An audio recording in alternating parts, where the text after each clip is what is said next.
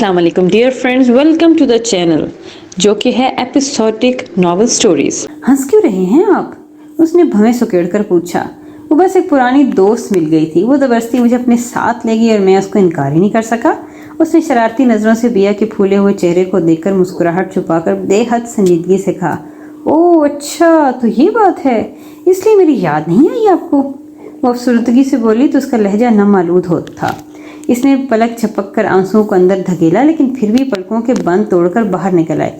अरे प्लीज़ रोए नहीं, मैं जस्ट मजाक कर रहा था, किडिंग। बस आज कुछ काम ज़्यादा था इसलिए लेट हो गया। वो तौलिया फेंक कर जल्दी से इसके पास आया।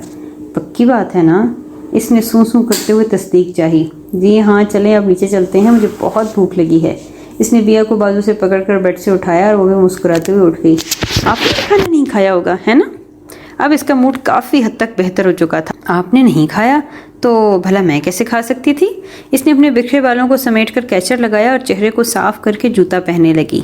आई नो, आपको दूसरों की बहुत ज़्यादा परवाह होती है, अपनी बिल्कुल भी नहीं। वो मुस्कुराकर बोला और दरवाजे की तरफ बढ़ा। आपको दूसरे नहीं हैं दारैन जी, मेरे अपने हैं और मुझे अपनों की बहुत ज़्यादा परवाह है। वो भी बातें करते हुए इसके साथ ही कमरे से बाहर निकल गई। बात सुनो, शाना बेगम ने किचन से निकलती बिया को देखकर धीरे से पुकारा। वो भी इनकी आवाज़ सुनकर चुपचाप उनकी तरफ आ गई। जी, कोई काम था आपको? इसने आहिस्ता से बोला और सर झुकाकर खड़ी हो गई। कल शाम के बाद वो उसको अब नजर आई थी। नहीं, काम तो नहीं है। आई एम सॉरी बिया, मैंने तुम्हें बहुत हर्ट किया, उन्होंने कुछ तवक्कुफ के बाद नरम लहजे में कहा।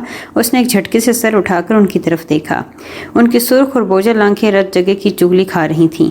टूटा लहजा और बिखरा हुलिया बता रहा था कि अभी भी वो काफ़ी डिस्टर्ब हैं और उनकी हालत देखकर उन्हें अफसोस हुआ। आप मुझसे माफ़ी मांगकर मुझे शर्मिंदा ना करें। आप दारैन की माँ हैं और मैं उनके जुड़े हर रिश्ते की दिल से कदर करती हूँ, चाहे फिर कोई मुझे अच्छा समझे या बुरा। उसने धीरे से जवाब दिया और उसको वो पल याद आ गए जब उसने इस घर में कदम रखा और शाहाना बेगम के चेहरे पर भी एक साया आकर गुजर गया। इन्हें भी पता था कि तब क्या हुआ था। इतना प्यार करते हो दारैन से? उन्हें तज्जुब हुआ था, लेकिन इस बात की खुशी भी हुई थी कि दारैन को बहुत प्यार करने वाली बीवी मिली थी। जी, लेकिन प्यार से ज़्यादा मैं इन पर एतबार करती हूँ, उनकी इज्जत करती हूँ, क्योंकि इस दुनिया में खुदा के बाद एक वही तो मेरा सहारा है। इसने अपनी आंखों में उतरती नमी को पलक झपक कर अंदर धकेला और धीरे से मुस्कुरा दी। फिर भी मुझे माफ़ कर दो, मैं अपने गुज़श्ता रवैये पर बहुत शर्मिंदा हूँ। मैंने लोगों को समझने में बहुत गलती कर दी। शाहना बेगम ने उससे अपने गुज़श्ता रवैये की माजरत की। उन्हें बहुत कुछ समझ आ चुका था। मुझे आपके रवैये से कोई शिकवा नहीं, तब हालात ही ऐसे थे। आपने जो भी किया या मुझसे कहा वो आपका हक था, क्योंकि जिस तरह मेरी और दारैन की शादी हुई थी वो बर्दाश्त करना किसी भी माँ के लिए मुश्किल होता है और माँ का ऐसे ही रिएक्शन बनता था।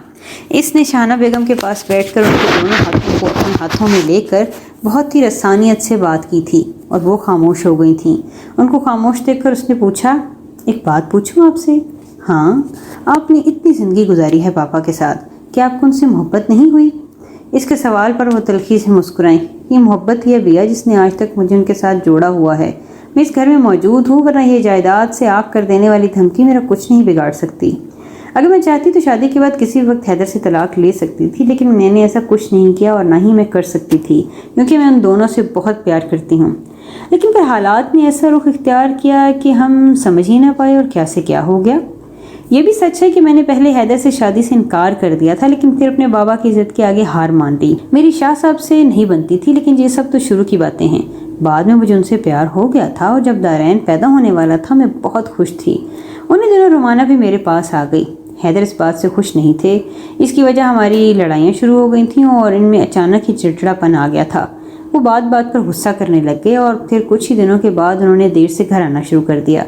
फिर सारी रात घर से बाहर रहने लग गए। मैं इनकी आदतों से तंग आ गई। फिर मुझे रोमाना ने मशवरा दिया कि मैं भी बाहर निकलूं, पार्टीज़ में जाऊं, एंजॉय करूं। मैंने भी इनकी बात मानकर बाहर निकलना शुरू कर दिया और फिर आहिस्ता आहिस्ता मुझे भी घर से ज़्यादा बाहर सुकून मिलने लगा। पार्टीज़ और फंक्शन में जाना अच्छा लगने लगा और जल्द ही मैं भी इस मॉडर्न वर्ल्ड का हिस्सा बन गई। जब दारैन पैदा हुआ उसको भी भूल गई। सिर्फ और सिर्फ जिद में हैदर से बदला लेने के लिए मैंने अपना घर खराब कर लिया। ना मैं इनकी वजह पूछी, ना इनके चिड़चिड़ेपन की, ना ही इन्होंने मुझसे कुछ बताया ना पूछा, और वो मुझे कुछ समझाते या रोकते तो मैं उल्टा उनसे लड़ पड़ती। इस तरह लड़ाइयाँ बढ़ती गईं और साथ ही हमारे दरमियान दूरियां भी। और देखो, सब हालात तुम्हारे सामने हैं। एक दूसरे को नीचे दिखाने के चक्करों में हम लोग रिश्तों से कितने दूर हो गए हैं। इन सब में कसूरवार सिर्फ रोमाना ही नहीं, मैं भी हूँ।